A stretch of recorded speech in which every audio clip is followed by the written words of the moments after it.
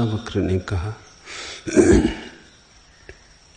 Vary रूप काम को और अनर्थ से भरे अर्थ को त्याग कर और उन दोनों के कारण रूप धर्म को भी छोड़कर तू सबकी उपेक्षा कर।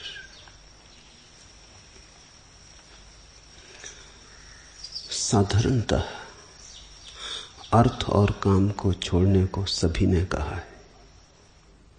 अष्टावक्र कहते हैं धर्म को भी छोड़कर। इस बात को ठीक से समझ लेना जरूरी है।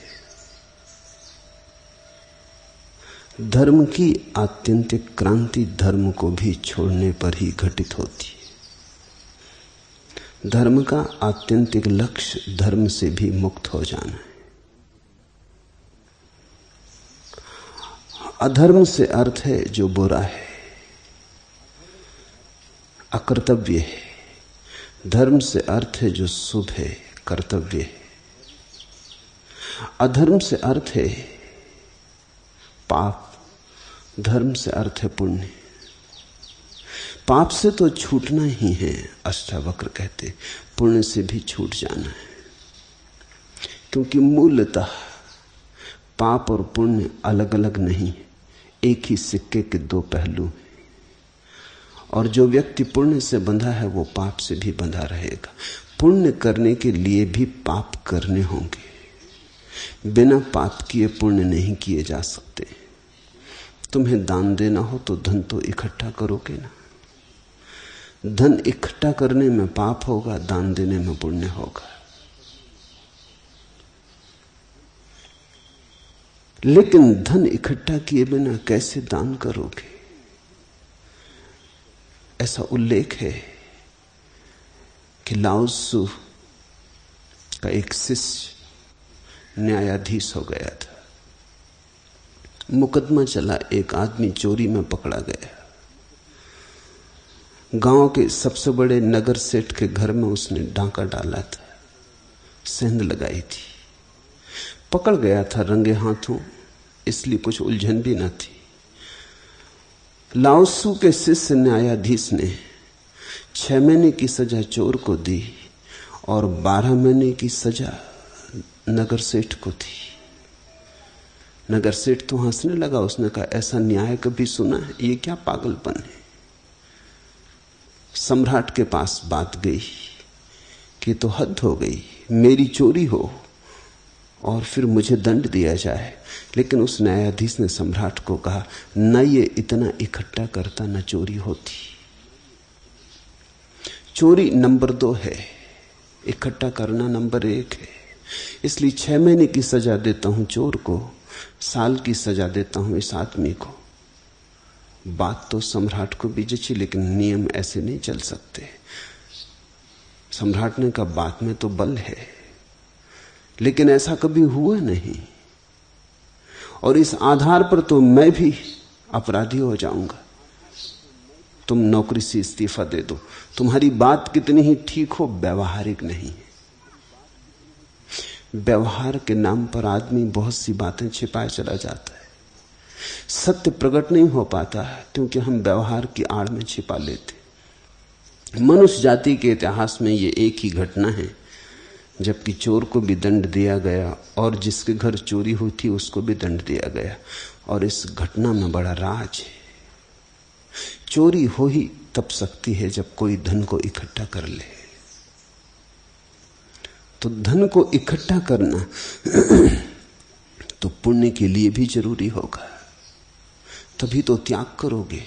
तुम देखते हो, अगर कोई गरीब आदमी, कोई भिखमंगा घोषणा कर दे कि मैं सब त्याग करता हूं, तो लोग हंसेंगे। लोग कहेंगे, तुम्हारे पास है क्या? त्याग तुम किस बात का करते हो? कोई महावीर, कोई बुद्ध जब त्याग करता है तो उसकी घोषणा सदियों तक होती।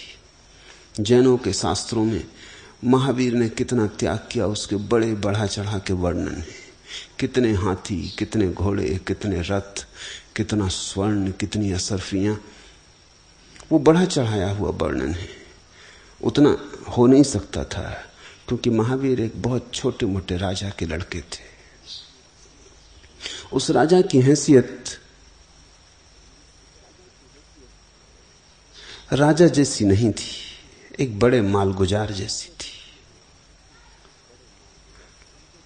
एक आज की भाषा में अगर कहें तो एक तहसील से बड़ा वो राज्य न था। तहसीलदार की हैसियत थी। इतना धन महावीर के घर में हो नहीं सकता जितना शास्त्रों में लिखा है। लेकिन क्यों शास्त्रों में बढ़ा चढ़ा के लिखा होगा? क्योंकि शास्त्रकार महावीर को महात्यागी बताना चाहते थे, और त्याग को मापने का एक ही उपाय है, धन। अब ये बड़ी हैरानी की बात है, यहां भोग भी धन से नापा जाता, यहां त्याग भी धन से नापा जाता। यहां अगर तुम किसी को प्रतिष्ठा देते हो तो भी धन के कारण, और अगर तुम कभी त्यागी को भी प्रतिष्ठा देते हो तो वो भी धन के कारण। धन की प्रतिष्ठा सीन दिखाई पड़ती है, अंतिम है, उसके अतिरिक्त हमारे पास कोई मापदंड नहीं है। भिकमंगा छोड़े तो क्या छोड़ा। इसीलिए शायद जैनों के 24 तीर्थंकर ही राजपुत्र हैं। ऐसा तो नहीं है कि इन राजपुत्रों के काल में किसी गरीब ने त्याग ना किया होगा। 24 ही राजपुत्र हैं तीर्थंकर। बुद्ध भी राजा हैं, कृष्ण, राम, हिंदुओं के अवतार भी राजा हैं। तो थोड़ा सोचने जैसा है। धन की प्रतिष्ठा इतनी है कि अगर हम त्याग को भी नापेंगे तो वही तो एक मापदंड है। ये राजा रहे होंगे तब सम्मानित थे, फिर उन्होंने जब राज त्याग दिया तब और भी सम्मानित हो गए। लेकिन क्या ये त्याग का सम्मान हुआ? ये तो धन का ही सम्मान हुआ। भिकमंगा छोड़ के खड़ा हो जाए तो तुम हंसोगे, तुम कहोगे था क्या तुम्हारे पास जो तुमने छोड़ दिया? लंगोटी भी नहीं थी, नंगे तुम थे ही, अब दिगंबर होने की घोषणा क्या करते हो? तो त्याग के लिए भी धन होना चाहिए और पुण्य के लिए भी पाप करना होगा। इसलिए जो लोग जीवन की व्यवस्था को समझते हैं वो कहेंगे धर्म भी छोड़ देना होगा, पुण्य भी छोड़ देना होगा। ये दोनों बातें एक साथ छोड़ देनी होंगी। इस सूत्र को समझने की कोशिश करें। विहाय वैरीणम काम अर्थम च अनर्थ संकुलम धर्मम अपि एतियो हेतुम सर्व अनादरम गुरु। शत्रु है काम। क्यों समस्त शास्त्र सारी दुनिया के काम को शत्रु कहते हैं? क्या कारण होगा कहने का? एक मत से शत्रु कहते, हिंदू हो, जैन हो, बौद्ध हो, ईसाई हो, एक मत से कहते हैं कि काम शत्रु है। क्या कारण होगा काम को शत्रु कहने का? उसे हम समझने की कोशिश करें। काम का बल ही, काम ऊर्जा की शक्ति इतनी विराट है कि उसके पास के बाहर होना सर्वाधिक कठिन है, करीब करीब असंभव जैसा है। मनोवैज्ञानिक तो मानते हैं उसके पार हुआ ही नहीं जा सकता, और मनोवैज्ञानिकों की बात भी समझ लेने जैसी है, क्योंकि काम में ही हुआ है हमारा जन्म। जो पहली स्फुरना तुम्हारे जीवन की थी वो तुम्हारे माँ और पिता की काम वासना ही थी। उसी तरंग से तुम आए हो, उसी तरंग से निर्मित हुए हो। तुम्हारा रोआ रोआ काम से भरा है। तुम्हारा पहला अणु 2 काम अणुओं का जोड़ था, उससे तुम निर्मित हुए। फिर उन्हीं काम अणुओं का फैलाव होता चला गया है। अब तुम्हारे पास करोड़ों सेल हैं शरीर में, लेकिन प्रत्येक सेल काम कोष्ठ है। और तुम ऐसा मत सोचना कि स्त्री तुम्हारे बाहर ही है, क्योंकि जब तुम्हारा जन्म हुआ तो आधा अंग तो मां से मिला, आधा पुरुष से मिला, पिता से मिला। तो तुम्हारे भीतर स्त्री पुरुष दोनों मौजूद हैं। मात्रा का भेद है पर दोनों मौजूद हैं। हिंदुओं की धारणा है अर्धनारीश्वर की। शंकर की तुमने प्रतिमाएं देखी होंगी जिसमें आधे वो पुरुष हैं, आधे स्त्री। वो धारणा बड़ी बहुमूल्य। तुम भी अर्धनारीश्वर हो, प्रत्येक व्यक्ति अर्धनारीश्वर है। अन्यथा होने का उपाय ही नहीं है, क्योंकि आधी तुम्हारी मां है, आधी तुम्हारे पिता हैं, दोनों के मिलन से तुम निर्मित हुए हो। पुरुष में पिता की मात्रा ज्यादा है, स्त्री में मां की मात्रा ज्यादा, पर यह मात्रा का भेद है। इसलिए तो कभी घटना घटती है कि किसी व्यक्ति का काम बदल जाता, लिंग बदल जाता। अभी दक्षिण भारत में एक युवक हो गई, कोई 20-22 साल तक युवती थी, अचानक युवक हो गई। पश्चिम में बहुत घटनाएं घटी हैं और अब तो शरीर शास्त्री कहते हैं कि ये हमारे हाथ की बात हो जाएगी। लोग अगर अपना लिंग परिवर्तन करना चाहें तो कर सकेंगे। कोई व्यक्ति ऊब गया पुरुष होने से तो स्त्री हो सकता है, कोई स्त्री ऊब गई पुरुष होने से, स्त्री होने से तो पुरुष हो सकती है। ये तो सिर्फ थोड़े से हार्मोन बदल देने की बात है, मात्रा बदल देने की बात है। तुम्हारे भीतर ऐसा समझो कि अगर तुम पुरुष हो तो 60% पुरुष के जीवाणु हैं, 40% स्त्री के जीवाणु हैं। बस इस अनुपात को बदल दिया जाए तो तुम स्त्री हो जाओगे। तो काम से हुआ है जन्म, दो विपरीत कामों के मिलन पर तुम्हारा जीवन खड़ा है। इसलिए करीब असंभव है, मनोवैज्ञानिक के हिसाब से तो बिल्कुल असंभव है कि व्यक्ति काम वासना के पार हो जाए। धर्म शास्त्र भी यही कहते हैं। आत्म पुराण में बड़ा अद्भुत वचन है, कामेन विजितो ब्रह्मा, कामेन विजितो हरा, कामेन विजितो विष्णु, सक्रा कामेन निर्जिता। काम ने जीता ब्रह्मा को, काम ने हराया शंकर को, काम ने हराया विष्णु को। काम से कौन कब जीता, काम से सब हारे। काम का बल तो प्रबल है और जिसका जितना ज्यादा बल प्रबल है उसके पार होने में उतना ही संघर्षण होगा। इसलिए कहते हैं वैरी रूप काम। इस जगत में अगर टक्कर ही लेनी हो किसी से, अगर हिम्मत ही हो टक्कर लेने की, अगर संघर्ष करने का और योद्धा बनने का रस हो, तो छोटे मोटे दुश्मन मत चुनना। ख्याल रखना, जितना बड़ा दुश्मन चुनोगे उतनी ही बड़ी तुम्हारी विजय होगी। छोटे मोटे को हरा भी दिया तो क्या सार है। कहते हैं जंगल में, ईसप की कथा है, एक गधे ने सिंह को चुनौती दे दी और कहा अगर हो हिम्मत तो आ मैदान में और हो जाए सीधा युद्ध। लेकिन सिंह चुपचाप चला गया। सियार ये सुन रहा था। उसने थोड़ा आगे बढ़ के सिंह को पूछा कि सम्राट बात क्या है।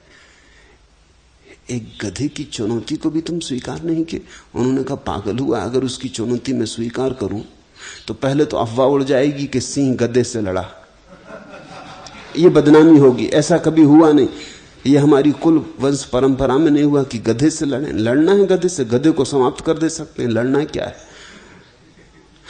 अगर गधा हारा तो उसका कोई अपमान नहीं, हम जीते भी तो कोई सम्मान नहीं। लोग कहेंगे क्या जीते, गधे से जीते।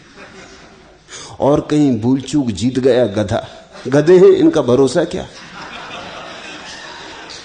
तो हम सदा के लिए मारे गए। इसलिए मैं चुपचाप चला आया हूं। गधे से झंझट में पड़ना ठीक नहीं। छोटे से अगर तुम उलझोगे, जीते भी तो छोटे से जीते, और काश हार गए तो छोटे से हारे। दुश्मन जरा सोच के चुनना। मित्र तो कोई भी चल जाएगा, शत्रु जरा सोच के चुनना। शत्रु जरा बड़ा चुनना, क्योंकि चुनौती, संघर्षण तुम्हें अवसर देगा तुम्हारे अपने आत्मविकास का। तो जो बाहर की चीजों से लड़ते रहते हैं वो अगर जीत भी जाएं तो चीजों से ही जीतते हैं। सिकंदर हो कि तैमूर लंग हो कि नादिर शाह हो कि नेपोलियन हो, फैला लें विस्तार सारे जगत पर अपना, तो भी वस्तुओं पर ही विस्तार फैलता है। इसलिए इस देश में हमने उनको सम्मान दिया जिन्होंने अपने को जीता। सबको भी जिन्होंने जीता उन्हें भी हमने वैसा आदर नहीं दिया। हमने आदर उन्हें दिया जिन्होंने स्वयं को जीता, क्योंकि स्वयं को जीतने का एक ही उपाय है और वो है काम ऊर्जा से अतिक्रमण हो जाना, काम ऊर्जा के पार हो जाना। काम ऊर्जा के पार होने का अर्थ है अपने जन्म से मुक्त हो जाना, अपने जीवन से मुक्त हो जाना, अपनी मृत्यु से मुक्त हो जाना। काम ऊर्जा ने तुम्हें जन्म दिया और काम ऊर्जा की उत्फुल्लता ही तुम्हारी जवानी है, तुम्हारा जीवन है। और जब काम की ऊर्जा थक जाएगी और विसर्जित होने लगेगी, वही तुम्हारी मृत्यु होगी। तो तुम्हारे जीवन की सारी कथा प्रथम से लेकर अंत तक काम की कथा है। अगर तुम इस काम के अंतर्गत ही बने रहे तो तुम कभी मालिक की तरह न जिए, एक गुलाम की तरह जिए। स्वयं का मालिक बनना हो और अगर चुनौती ही स्वीकार करनी हो किसी की, तो स्वयं में छिपी इस चुनौती को ही स्वीकार कर लेना उचित है। इसलिए धर्मशास्त्र काम को वैरी रूप कहते। ये सिर्फ निंदा नहीं है, इसमें सम्मान भी छिपा है। वो ये कहते हैं कि अगर शत्रुता ही करनी हो तो काम से करना, क्योंकि कामेन विजितो ब्रह्मा, काम ने ब्रह्मा को भी हराया। कामेन विजितो हरा, काम ने महादेव को भी हराया। तो अब अगर लड़ने योग्य कोई है तो काम ही है। जिससे देवता भी हार गए हों उसको ही जीतने में मनुष्य के भीतर छिपा हुआ फूल खिलेगा।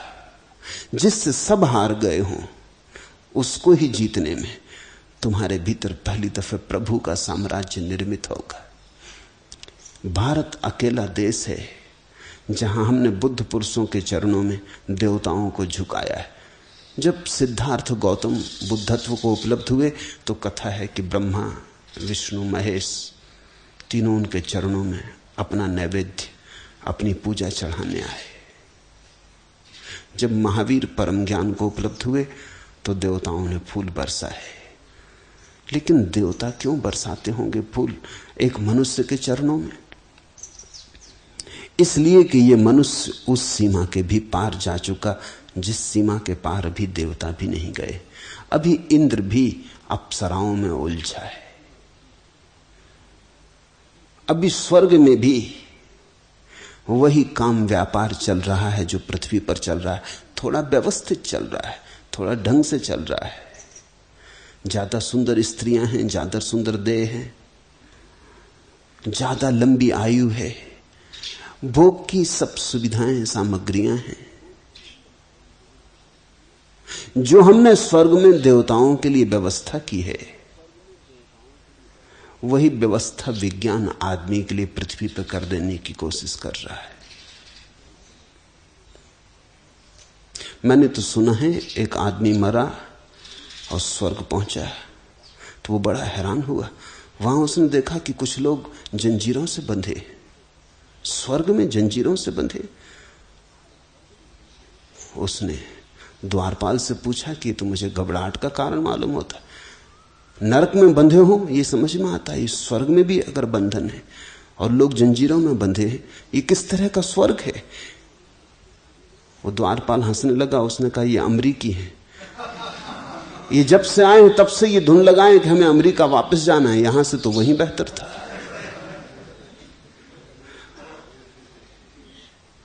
विज्ञान कोशिश कर रहा है कि स्वर्ग को जमीन पर घसीट लाए,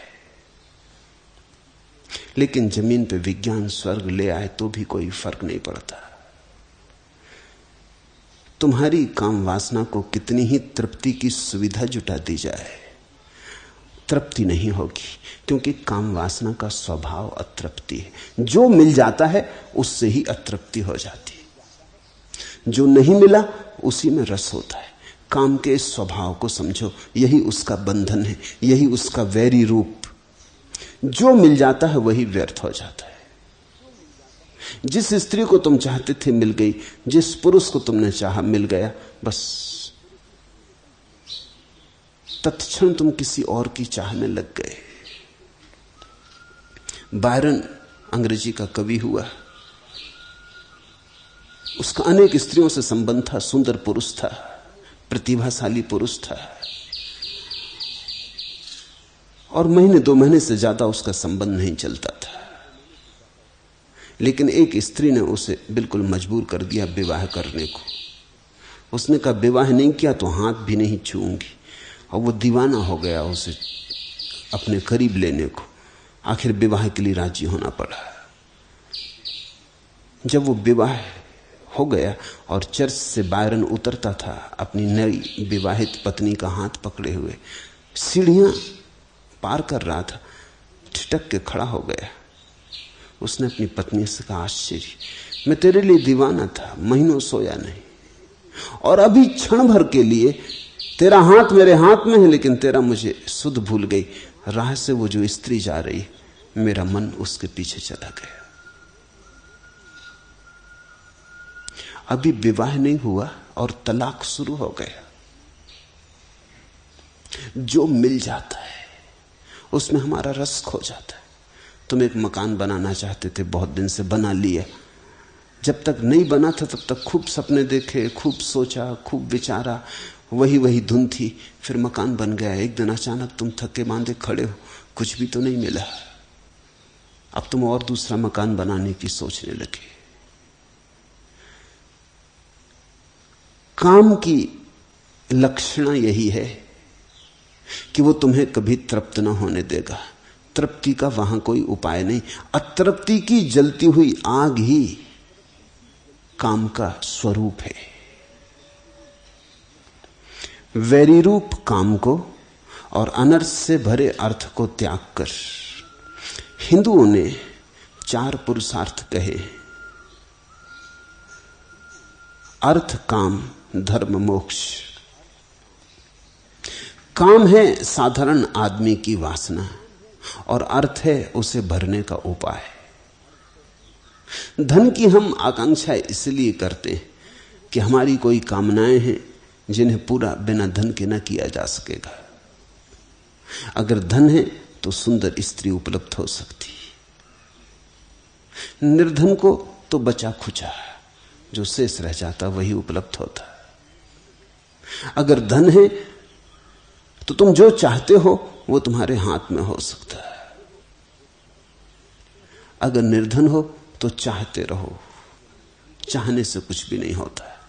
धन चाह को यथार्थ बनने में सहयोगी होता है। इसलिए एक बहुत मजे की बात है, तुम धनी से ज्यादा अतृप्त आदमी कहीं भी ना पाओगे। निर्धन को तो आशा रहती, धनी की आशा भी मर जाती। निर्धन को आशा रहती आज नहीं कल धन हाथ में होगा तो कर लेंगे जो भी करना है। धन के पीछे दौड़ता रहता है। धनी के पास धन है, जो करना है करने की सुविधा है, लेकिन करने में कुछ अर्थ नहीं मालूम होता। इसलिए धनी व्यक्ति अनिवार्य रूपेण अशांत, अतृप्त हो जाता। तुम गरीब आदमी को पागल होते ना देखोगे, अमीर आदमी को पागल होते देखोगे। अमीर मुल्कों में ज्यादा पागलपन घटता है। गरीब मुल्कों में मनोवैज्ञानिक अभी है ही नहीं, अभी मनोविश्लेषक है ही नहीं। बंबई में शायद एकाध कोई या पूना में एकाध मनोविश्लेषक हो, लेकिन ये 60 करोड़ के मुल्क में तुम कहीं मनोविश्लेषक को ना पाओगे। उसकी कोई जरूरत भी नहीं है। लेकिन न्यूयॉर्क में वो फैलता जा रहा है। उसकी संख्या उतनी ही होती जा रही है जितनी कि शरीर के चिकित्सकों की है। संभावना तो यह है कि इस सदी के पूरे होते होते मन के चिकित्सकों की संख्या ज्यादा होगी शरीर के चिकित्सकों से, क्योंकि शरीर के लिए तो सारी सुविधाएं पश्चिम में मिलती जा रही हैं, और जितनी शरीर की सुविधाएं मिलती हैं उतना मन पागल होता जा रहा है। मेरे देखे अगर गरीब आदमी धार्मिक हो तो यह चमत्कार है, और अगर आदमी अमीर हो और धार्मिक ना हो तो यह भी चमत्कार है। गरीब आदमी धार्मिक हो तो अपवाद स्वरूप है, क्योंकि गरीब आदमी को अभी मन से मुक्त होने का मौका कहां मिला। अभी तो मन की पीड़ा भी उसने नहीं जानी, अभी तो आशा टूटी नहीं। इसलिए गरीब आदमी जब कभी धार्मिक हो जाए तो अपवाद स्वरूप है। धार्मिक आदमी अगर अमीर है तो बिल्कुल स्वाभाविक है, ऐसा होना ही चाहिए था। अमीर आदमी को धार्मिक होना ही चाहिए, क्योंकि अब इस जगत में कुछ है, इसकी आशा समाप्त हो गई। उसके पास सब है, कोई एंड्रू कार्नेगी, कोई रॉकफेलर, सब है उनके पास। जो खरीदना हो सब खरीदा जा सकता है, जितनी मात्रा में खरीदना हो खरीदा जा सकता है। जो खरीदा जा सकता है, खरीदने की क्षमता उससे ज्यादा है उनके पास। अब क्या करें? तो अगर धार्मिक आदमी अमीर हो तो साधारण बात है, होना ही चाहिए। गरीब हो तो असाधारण घटना है। और अगर अमीर धार्मिक आदमी न हो तो बड़ी असाधारण घटना है। ऐसा होना नहीं चाहिए। इसके दो ही अर्थ हो सकते हैं, या तो वो बुद्धू है, मूढ़ है, और या फिर अभी ठीक से धनी नहीं हुआ। ठीक से धनी हो और बुद्धि पास हो तो धार्मिक होने के सिवा कोई उपाय नहीं। गरीब आदमी को धार्मिक होना हो तो बड़ी प्रखर प्रतिभा चाहिए। अमीर आदमी को अगर धार्मिक होने से बचना हो तो बड़ी प्रखर मूढ़ता चाहिए। भारत जब धनी था तो धार्मिक था, स्वर्ण युग था भारत का। बुद्ध महावीर के समय में शिखर पर था भारत दुनिया में, सोने की चिड़िया था। सारी दुनिया भारत की तरफ देखती थी, सारा धन जैसे यहां इकट्ठा था। उन घड़ियों में हमने जो शिखर छुए धर्म के, फिर नहीं छू सके हम, फिर सपना हो गया सब। गरीब आदमी धार्मिक दिखाई भला पड़े हो नहीं सकता, क्योंकि गरीब आदमी का अभी भी भरोसा अर्थ में है। अभी तो कामना ही पकड़े हुए है, अभी तो जीवन की छोटी मोटी जरूरतें पूरी नहीं हुई। धर्म तो जीवन की बड़ी आखिरी जरूरत है। कहते हैं भूखे भजन न होई गोपाला। वो जो भूखा आदमी है कैसे भजन करे? उसके भजन में भी भूख की छाया होगी, उसके भजन में भी भूख होगी। वो भजन भी करेगा तो रोटी ही मांगेगा। उसके भजन में परमात्मा की मांग नहीं हो सकती। जब जीवन की छोटी जरूरतें पूरी हो जाती, शरीर मन की दौड़ के लिए सब उपाय हो जाते, तब अचानक पता चलता है कि यहां तो पाने योग्य कुछ भी नहीं है, तो कहीं और है पाने योग्य। उसकी खोज शुरू होती। धर्म की यात्रा तभी शुरू होती जब अर्थ और काम की यात्रा व्यर्थ हो जाती। तो दो यात्राएं हैं इस जगत में, एक है अर्थ काम। अर्थ है साधन, काम है साध्य। फिर दूसरी यात्रा है धर्म मोक्ष। धर्म है साधन, मोक्ष है साध्य। तो साधारणता ऐसा समझा गया है कि जिस आदमी को मोक्ष पाना हो उसे धर्म कमाना चाहिए। जैसे जिस व्यक्ति को कामना तृप्त करनी हो उसे धन कमाना चाहिए, क्योंकि धन के बिना कैसे तुम कामना तृप्त करोगे। जिसको काम का जगत पकड़े हो उसे अर्थ कमाना चाहिए, और जिस व्यक्ति को ये बात व्यर्थ हो गई, अब उसे मुक्त होना है, परम मुक्ति का स्वाद लेना है, उसे धर्म कमाना चाहिए। ये साधारण धर्म की व्यवस्था है। अष्टावक्र बड़ी क्रांतिकारी बात कह रहे हैं। वो कह रहे हैं जिस व्यक्ति को वस्तुतः मोक्ष पाना हो उसे धर्म से भी मुक्त हो जाना चाहिए। क्यों? क्योंकि मोक्ष को कामना नहीं बनाया जा सकता। मोक्ष का स्वभाव ऐसा है कि तुम उसकी चाह नहीं कर सकते। जिसकी भी तुमने चाह की वो मोक्ष नहीं रह गया। तुम्हारी चाह अगर पीछे खड़ी है तो तुम जो भी चाहोगे वो संसार हो गया। मोक्ष का कोई साधन नहीं है, धर्म भी मोक्ष का साधन नहीं है। ये तो हमारी गणित की दुनिया है। हम कहते हैं यहां काम वासना पूरी करनी है तो धन कमाओ, और अगर मोक्ष पाना है तो धर्म कमाओ। लोग धर्म भी कमाते हैं जैसा धन कमाते हैं। लोग पुण्य को भी तिजोरी में भरते चले जाते हैं जैसे सिक्कों को भरते हैं। जैसे खाते बही बनाते हैं और बैंक बैलेंस रखते, वैसा ही पुण्य का भी हिसाब रखते। परमात्मा के सामने खोल कर रख देंगे अपनी किताब कि ये इतने इतने पुण्य किए थे, इनका बदला चाहिए। साधारण आदमी का तर्क यही है कि जीवन में सब कुछ सौदा है, व्यवसाय है। अष्टावक्र कहते हैं मोक्ष कोई सौदा नहीं, कोई व्यवसाय नहीं, तुम्हारे कुछ करने से न मिलेगा, प्रसाद रूप है। तुम्हारी चाह से नहीं मिलेगा, तुम्हारी चाह के कारण ही तुम चूक रहे हो। मोक्ष तो मिला ही हुआ है, तुम्हारी चाह के कारण तुम नहीं देख पा रहे। चाह ने तुम्हें अंधा किया है।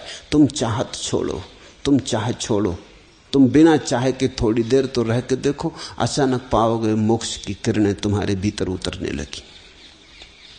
तो मोक्ष कोई साध्य नहीं है जिसका साधन हो सके, मोक्ष स्वभाव है, मोक्ष है ही, हम मोक्ष में ही जी रहे हैं। मैंने सुना है एक मछली बचपन से ही सुनती रही थी सागर की, महासागर की बातें। शास्त्रों में भी मछलियों के महासागर की बातें लिखी हैं। बड़े ज्ञानी थे जो मछलियों में, वो भी महासागर की बातें करते थे।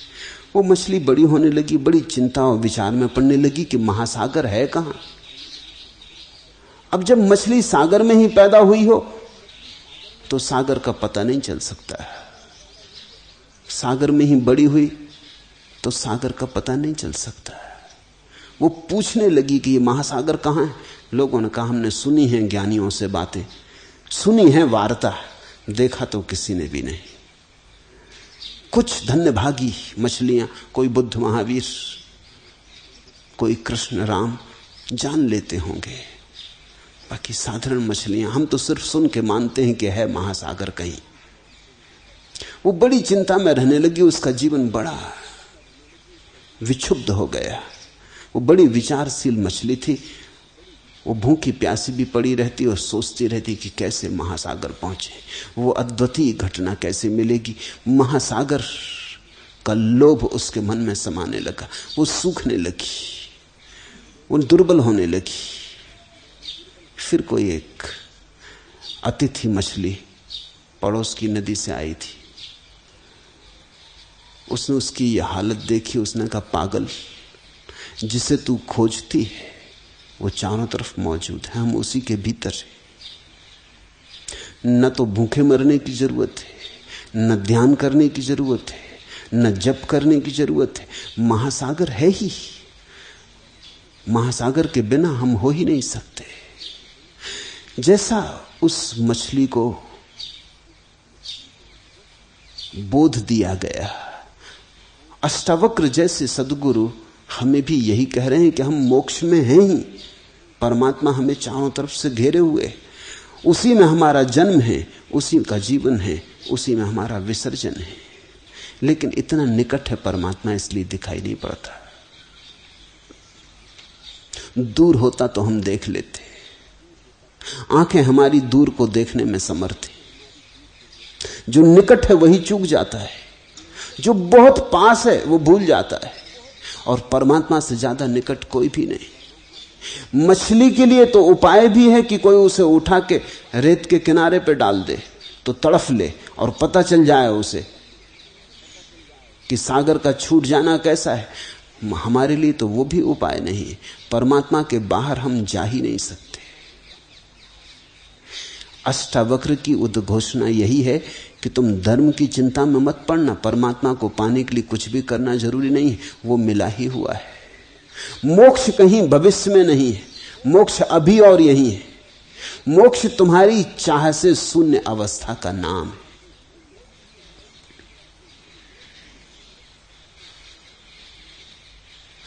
वैरिणम कामम, काम है शत्रु, क्योंकि वो तृप्त ना होने देगा।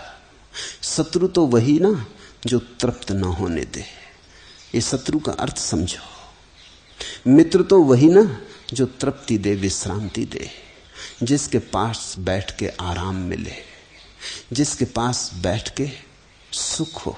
मित्र वही जिसके साथ रह के दुखी दुख हो, जिसकी दोस्ती में सिवाय कांटों के कभी कुछ और न मिले, जो फूलों का भरोसा दे लेकिन परिणाम में हमेशा कांटे हाथ आए। शत्रु वैरिणम कामम, अनर्थ संकुलम अर्थम। और अष्टावक्र कहते हैं कि जिसको तुम अर्थ कहते हो वो अनर्थ है। जिसको तुम धन कहते हो, अर्थशास्त्र, इकोनॉमिक्स, वो अनर्थ का शास्त्र है। दुनिया में जितना अनर्थ हो रहा है वो धन के कारण होता है।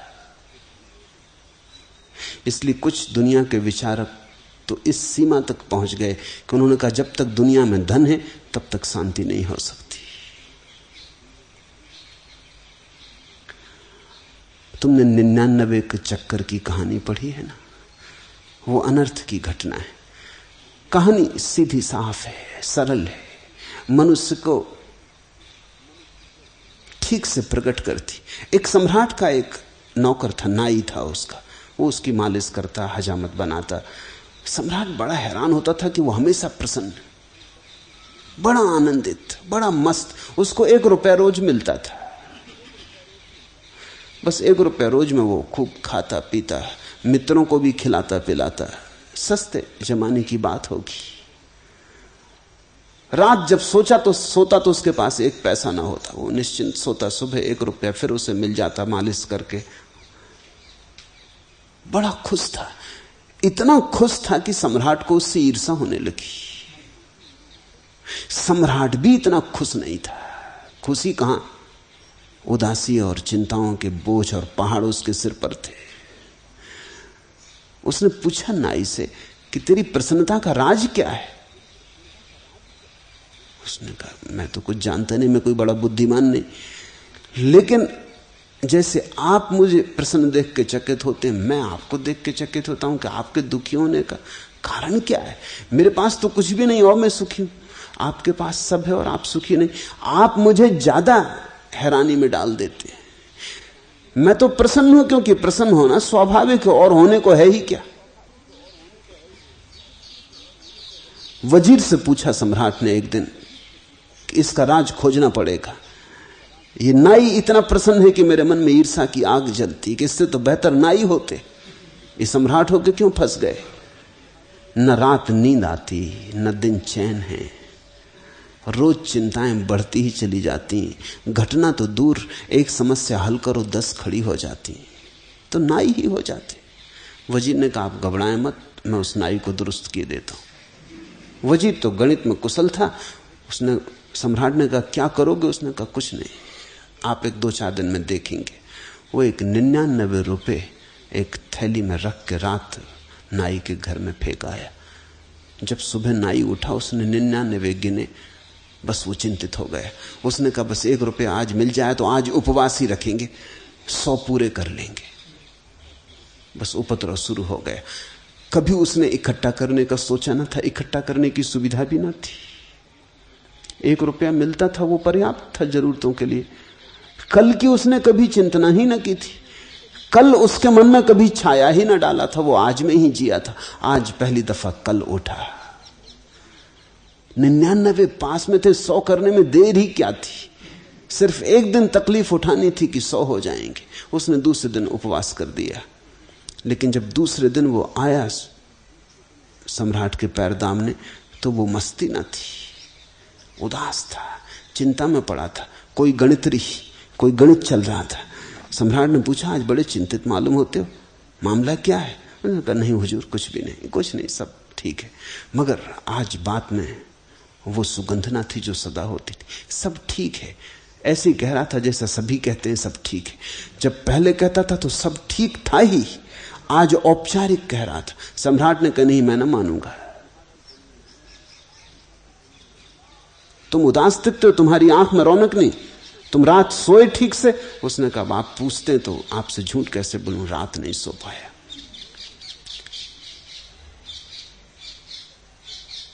लेकिन सब ठीक हो जाएगा, एक दिन की बात है, आप घबराएं मत।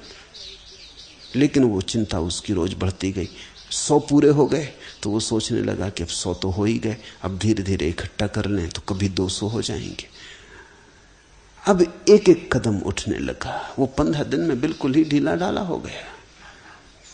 उसकी सब खुशी चली गई। सम्राट ने कहा तू बता ही दे सच सच मामला क्या है, मेरे वजीर ने कुछ किया। तब वो चौंका। नाई बोला क्या मतलब? आपका वजीर? अच्छा, तो अब मैं समझा, अचानक मेरे घर में एक थैली पड़ी मिली मुझे 99 रुपए। बस उसी दिन से मैं मुश्किल में पड़ गया हूं। 99 का फेर। सारे अनर्थ की जड़ में कहीं अर्थ है। दुनिया में आज पर्याप्त संपत्ति है कि सभी लोग सुखी हो सके, लेकिन कब्जा करने वालों की दौड़ इतनी है, मालकियत का नशा इतना है कि यह असंभव, यह हो नहीं सकता। दुनिया आज इतनी संपन्न हो सकती है कि कोई आदमी दुखी ना हो, किसी को रोटी रोजी कपड़े की कोई तकलीफ ना हो, दवा छप्पर का कोई अभाव ना हो, लेकिन यह हो नहीं सकता क्योंकि कुछ लोग बिल्कुल दीवाने हैं और पागल हैं। उनका एक ही रस है जीवन में, ढेर लगाना धन का। यह ऑब्सेशन है, यह एक विक्षिप्त चित्त की दशा है। कितनी हत्याएं, कितने युद्ध, वो सभी अर्थ के कारण है। कितनी राजनीति, वो सभी अर्थ के कारण है। टॉलस्टॉय ने लिखा है कि दुनिया में शांति ना होगी जब तक सिक्के चलते रहेंगे। शायद दुनिया में ऐसा तो कभी नहीं होगा कि सिक्के न चलें, क्योंकि वो भी अड़चन का कारण होगा। बहुत अड़चन हो जाएगी खड़ी। आज तो हम सोच ही नहीं सकते कि आदमी बिना सिक्के के रह सकता है। इसलिए टॉलस्टॉय जैसे अराजकवादियों की बात कभी सुनी जाएगी, ये तो ठीक नहीं है, और मैं मानता भी नहीं कि सुनी जानी चाहिए। लेकिन सिक्कों के पागलपन से आदमी का छुटकारा हो सकता है।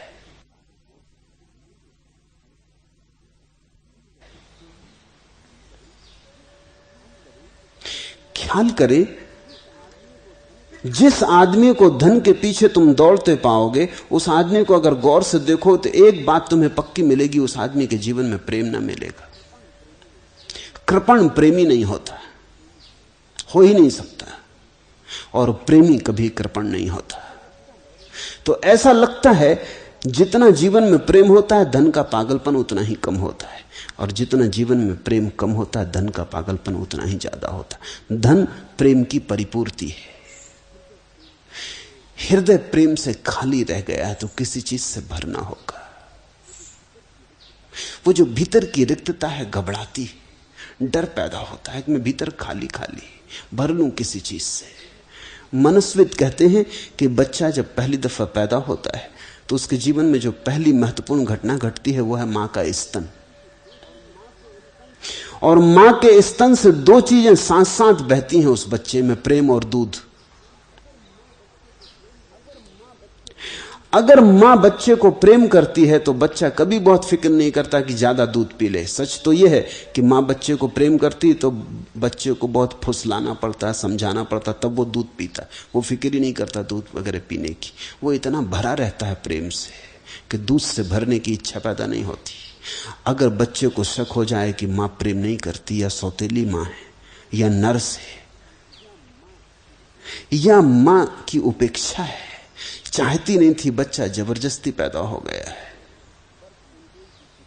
बर्थ कंट्रोल की टिकिया शायद काम नहीं कर सकी इसलिए पैदा हो गया है, एक तिरस्कार है, तो बच्चा जल्दी ही समझ जाता है। फिर वो बहुत दूध पीने लगता है, क्योंकि घड़ी भर बाद दूध मिलेगा या नहीं इसका भरोसा नहीं, कल की चिंता पकड़ लेती।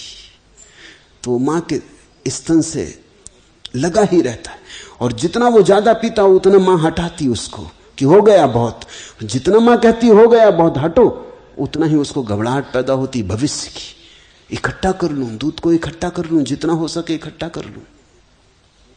तुमने देखा, गरीब बच्चों के पेट बड़े मिलेंगे, अमीर घर के बच्चों के पेट बड़े नहीं मिलेंगे।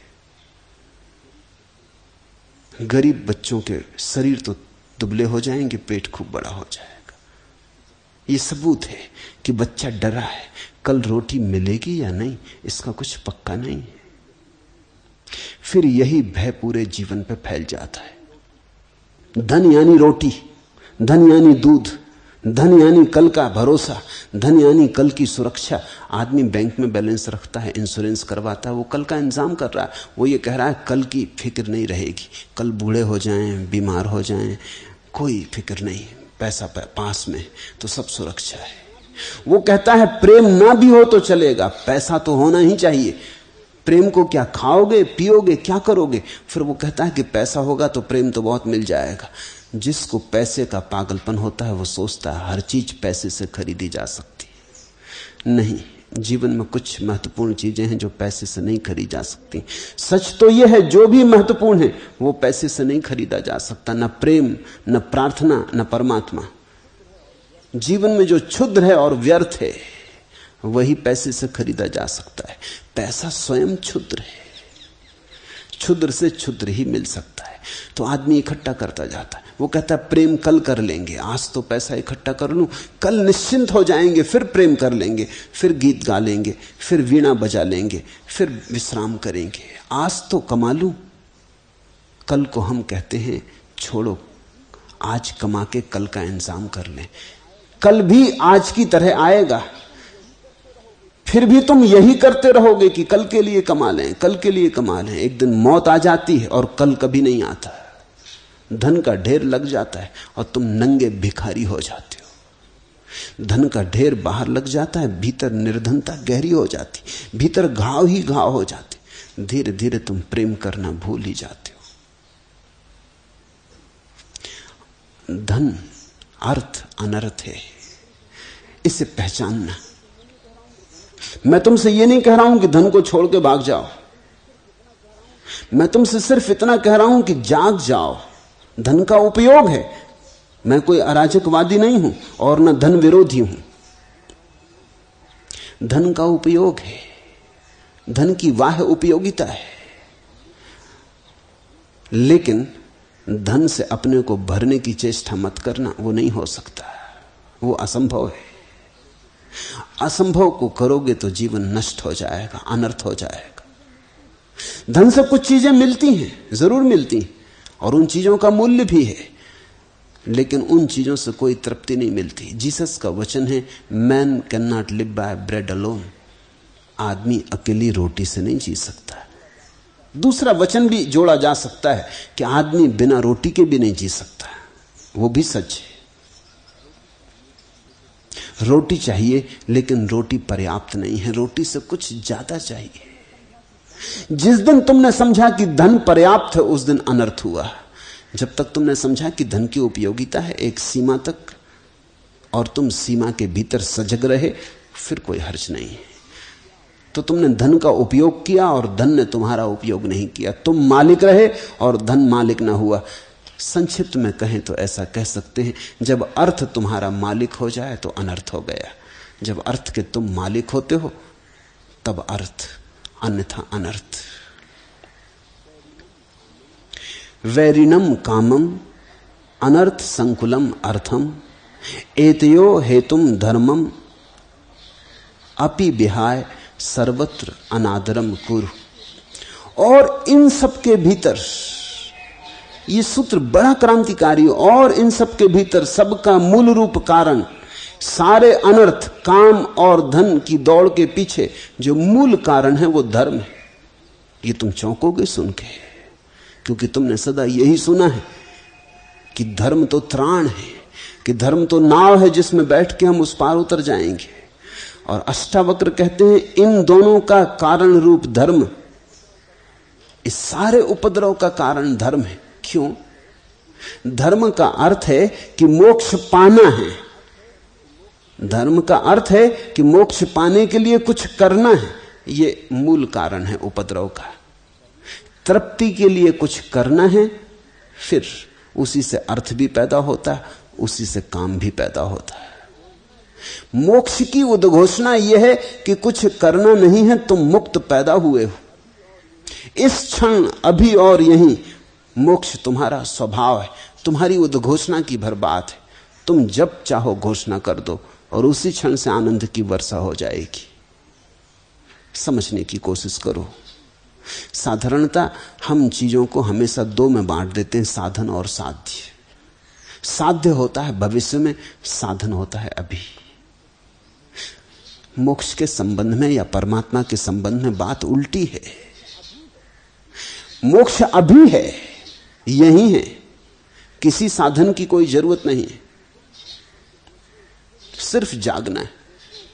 सिर्फ आंख खोल के देखना है, सूरज निकला हुआ है, रात कहीं भी नहीं, तुमने पलक बंद करके बैठे हो इसलिए अंधेरा मालूम हो रहा है। किसी साधन की कोई भी जरूरत नहीं है, क्योंकि साधन का तो मतलब यह होगा कि आज तैयारी करेंगे तब कल मिलेगा। ये तो फिर वही दौड़ शुरू हो गई, आज धन कमाएंगे तो कल धनी होंगे, आज स्त्री खोजेंगे तो कल मिलेगी। ये तो फिर परमात्मा के नाम पर भी वही दौड़ शुरू हो गई। नहीं, परमात्मा आज है, संसार कल है और परमात्मा आज है। संसार में सदा दौड़ है और परमात्मा सदा मंजिल है। संसार मार्ग है और परमात्मा लक्ष्य है। वो लक्ष्य मौजूद ही है, तुम्हें कहीं जाना भी नहीं, तुम उसी में घिरे बैठे हो। वही तुम्हारे भीतर है, वही तुम्हारे बाहर है। तू सबकी उपेक्षा कर, अनादर कर। सर्वत्र अर्थ, काम, धर्म, इन तीनों का तू अनादर कर। तेरे मन से साधन मात्र अनादृत हो जाए, ये तीनों साधन हैं, इन तीनों का अनादर हो जाए तो जो शेष रह जाएगा वही मोक्ष है। मित्र, खेत, धन, मकान, स्त्री, भाई आदि संपदा को तू स्वप्न और इंद्रजाल के समान देख, जो 3 या 5 दिन ही टिकते हैं।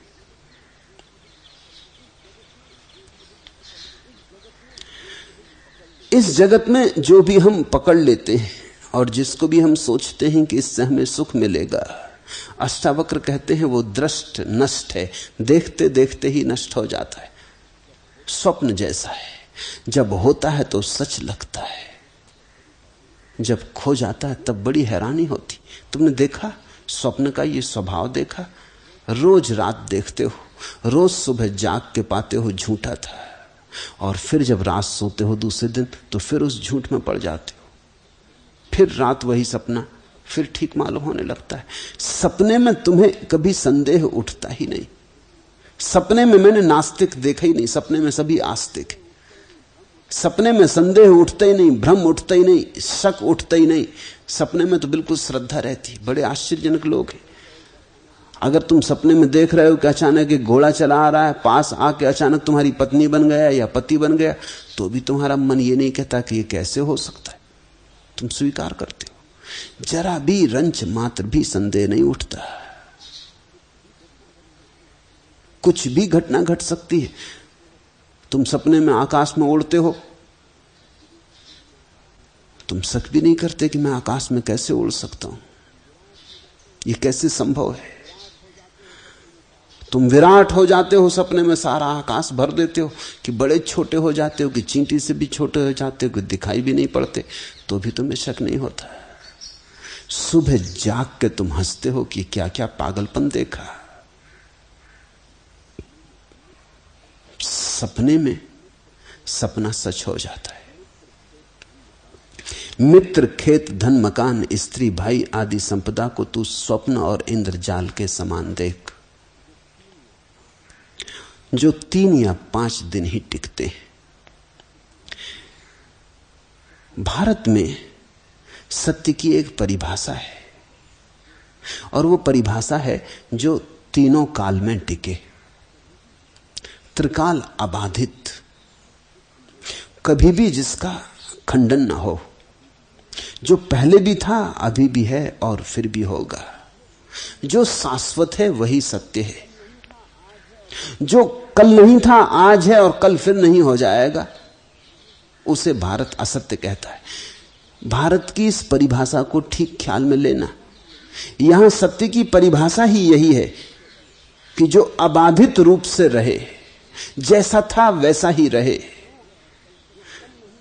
क्यों?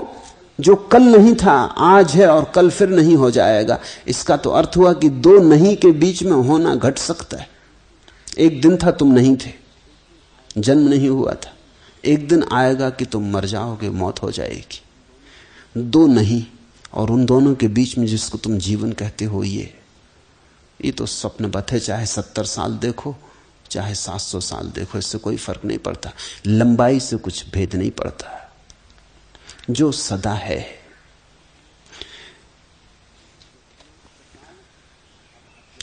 त्रिकाल अबाध्यत्वे सत्यत्वम, जो तीनों काल में अबाधित रहे वही सत्य है। भारतीय मनोविज्ञान मनुष्य की चेतना की 4 अवस्थाएं कहता है।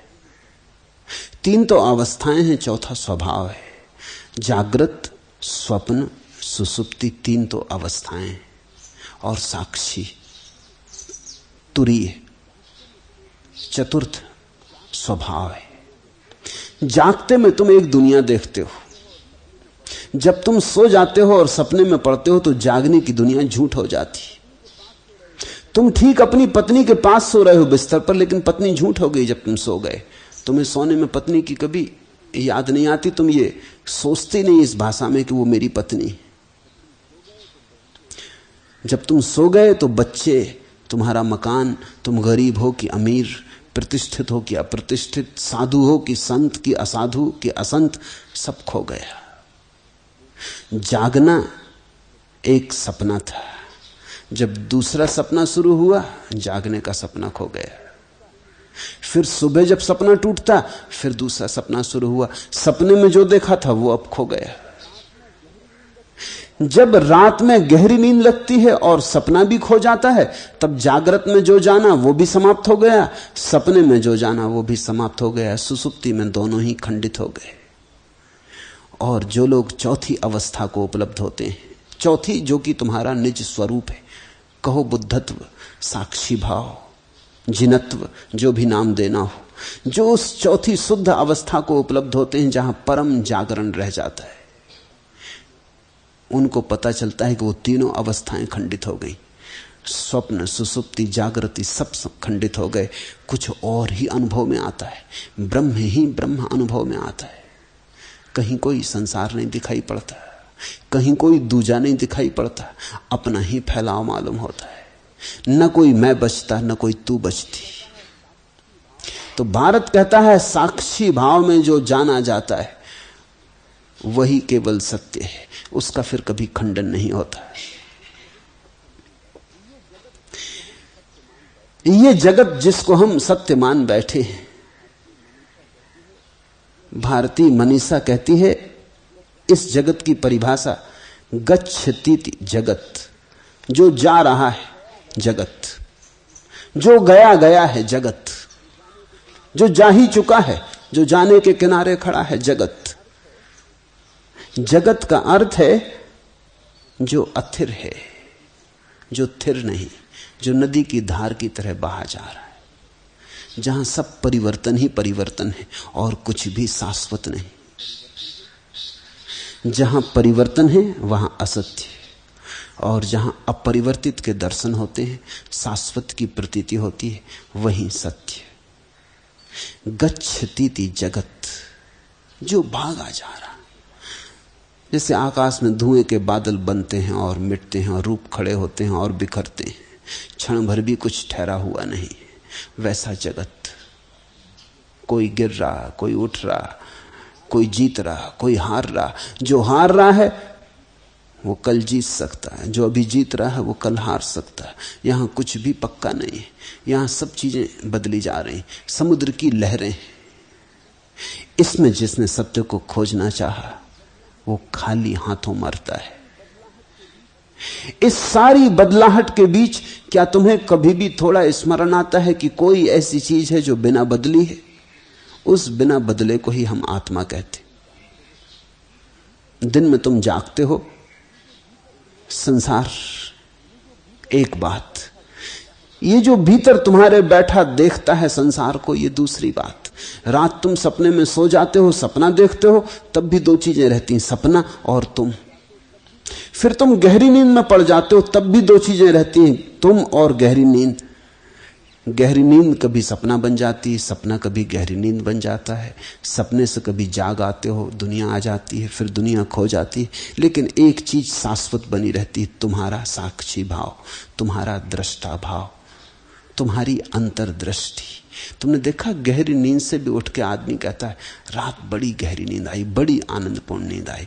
पूछो उससे अगर नींद पूरी लग गई थी तो ये पता किसको चला, ये किसने जाना?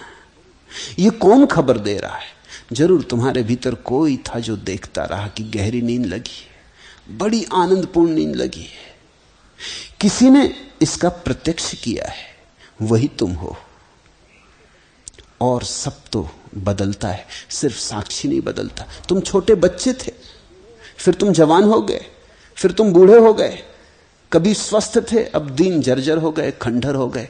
लेकिन एक तुम्हारे भीतर अखंड अबाध वैसा का वैसा बना है, वो दृष्टा, साक्षी। एक दिन उसने देखा बच्चे जैसी देह, एक दिन उसने देखा जवान हो गए, एक दिन उसने देखा बूढ़े होने लगे, एक दिन उसने देखा जीर्ण जर्जर हो गए। अगर तुम ख्याल कर पाओ कि तुम्हारे भीतर ये साक्षी का जो अनसयुत धागा है, इस पर हजारों घटनाएं घटी हैं, मगर ये वैसा का वैसा बना रहा है। सब इसके सामने आया और गया है, सब खेल इसके सामने चला है। ये सबसे पार, दूर, अछूता, निष्कलुष मौजूद रहा है। ये मौजूदगी ही एकमात्र सत्य है। जहां जहां तृष्णा हो वहां वहां ही संसार जान। प्रौढ़ वैराग्य को आश्रय करके वीत तृष्णा हो। यत्र यत्र भवे तृष्णा संसार विद्धि तत्र वै। प्रौढ़ वैराग्य माश्रित्य वीत तृष्णा सुखी भव। प्रौढ़ वैराग्य, कच्चा वैराग्य खतरनाक है, पक्का वैराग्य। क्या फर्क है कच्चे और पक्के वैराग्य में? एक तो वैराग्य है जो तुम किसी की बातें सुन के ले लो। किसी साधु सत्संग में वैराग्य की चर्चा चलती हो, वैराग्य के अनूठे अनुभवों की बात होती हो, तुम्हारा लोभ जग जाए। वैराग्य के आनंद की प्रशस्ति गाई जा रही हो, कोई समाधि के सुख का वर्णन कर रहा हो, और तुम्हारे भीतर वासना जग जाए कि ऐसा आनंद हमें भी मिले, ऐसा सुख हम भी पाएं, ऐसी परम रसपूर्ण अवस्था हमारी भी हो, और इस कारण तुम वैराग्य ले लो। तो कच्चा वैराग्य ये टिकेगा नहीं, ये तुम्हें बड़े खतरे में डालेगा। तुम अभी पके ना थे, कच्चे तोड़ लिए गए। कच्चा फल टूट जाए तो वृक्ष को भी पीड़ा होती, फल को भी पीड़ा होती। और कच्चा फल कच्चा है, इसलिए कुछ अनुभव घटेगा नहीं। जो पके फल को घटा है वो कच्चे को घट नहीं सकता, क्योंकि वो पकने में ही घटता है। जब पका फल वृक्ष से गिरता है तो कभी किसी को पता भी नहीं चलता कब गिर गया। चुपचाप, न वृक्ष पे घाव छूटता, न पके फल को कोई पीड़ा होती, चुपचाप सरक जाता है।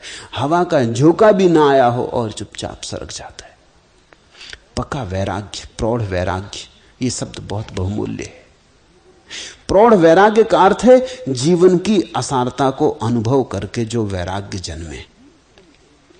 वैराग्य का गीत सुन के, विराग की प्रसक्ति सुन के जो लोभ के कारण वैराग्य आ जाए तो वो कच्चा सन्यास है। उससे बचना उसका कोई भी मूल्य नहीं, वो बड़े खतरे में डाल देगा। वो तुम्हें संसार का अनुभव भी ना करने देगा और समाधि तक भी ना जाने देगा। तुम बीच में अटक जाओगे त्रिशंकु की भांति। प्रौढ़ वैराग्य, संसार का ठीक ठीक अनुभव करके, अपने ही अनुभव से जान के। बुद्ध तो कहते हैं संसार दुख है, और अष्टावक्र कहते हैं कि काम शत्रु है, और महावीर कहते हैं अर्थ में सिर्फ अनर्थ है। मगर ये वे कहते हैं, ये तुमने नहीं जाना, इनकी सुन के एकदम चल मत पड़ना, अनुयायी मत बन जाना, नहीं तो खतरा होगा। तुम्हारे पास अपनी आंखें नहीं है, तुम कहीं ना कहीं खाई खड्डे में गिरोगे। इनकी बात समझना और जीवन की कसौटी पे कसना। अनुयायी मत बनना, अनुभव से सीखना। ये कहते हैं तो ठीक ही कहते होंगे, इस पे विश्वास कर लेने की कोई जरूरत नहीं है। ये कहते हैं तो ठीक ही कहते होंगे, इस पर अविश्वास करने की भी कोई जरूरत नहीं है, लेकिन इस पर प्रयोग करने की जरूरत है। ये जो कहते हैं उसे जीवन में उतारना, देखना अपनी वासना को। अगर तुम्हारा भी यही निष्कर्ष हो, तुम्हारा अवलोकन भी यही कहे कि बुद्ध ठीक कहते हैं, अष्टावक्र ठीक कहते हैं, लेकिन निर्णायक तुम्हारा अनुभव हो, बुद्ध का कहना नहीं। बुद्ध गवाह हो, मौलिक निष्पत्ति तुम्हारी अपनी हो, फिर तुम्हारे जीवन में जो वैराग्य होगा वो प्रौढ़ वैराग्य है। जहां जहां तृष्णा हो वहां वहां संसार जान। अगर मोक्ष की भी तृष्णा हो तो वह भी संसार है। इसलिए धर्म को भी कहा त्याग कर देना। प्रौढ़ वैराग्य को आश्रय करके वीत तृष्ण हो। प्रौढ़ वैराग्य माश्रितम वीत तृष्णा सुखी भव। अभी हो जा सुख को उपलब्ध, लेकिन पहले वैराग्य को प्रौढ़ हो जाने दे। यत्र यत्र तृष्णा भवेत तत्र संसारम विद्धि वही। जहां जहां है वासना वहां वहां संसार। समझना, वासना संसार है, इसलिए संसार को छोड़ने से कुछ भी ना होगा, वासना छोड़ने से सब कुछ होगा। संसार तो वासना के कारण निर्मित होता है। तुम संसार से भाग गए तो कुछ लाभ नहीं। वासना साथ रही तो नया संसार निर्मित हो जाएगा। जहां तुम होगे वहीं ब्लूप्रिंट तुम्हारे पास है, फिर तुम खड़ा कर लोगे। उससे तुम बच ना पाओगे। उसका बीज तुम्हारे भीतर है। वासना बीज है, संसार वृक्ष है। बीज को दग्ध करो, वृक्ष से मत लड़ने में लग जाना। तत्र संसारम विद्धि वै प्रौढ़ वैराग्यम आश्रितम वीत तृष्णा सुखी भव। और प्रौढ़ता को उपलब्ध हो। इसलिए कच्चे कच्चे भागो मत, गैर अनुभव में भागो मत, भगोड़े मत बनो, पलायनवादी मत बनो। जीवन की गहराई में, सघन में खड़े होकर जीवन को सब तरह जानकर काम वासना में उतर के ही तुम काम वासना से मुक्त हो सकोगे। काम वासना की गहराइयों में उतर के ही तुम जान पाओगे व्यर्थता। धन की दौड़ में दौड़ के ही तुम पाओगे मिलता कुछ भी नहीं। महत्वाकांक्षा में जी के ही तुम्हें पता चलेगा कि सिर्फ दग्ध करती है महत्वाकांक्षा, जलाती है, ज्वर है, सन्निपात है। राजनीति में पढ़ के ही तुम जानोगे कि राजनीति रोग है, विक्षिप्तता है, पागलपन है।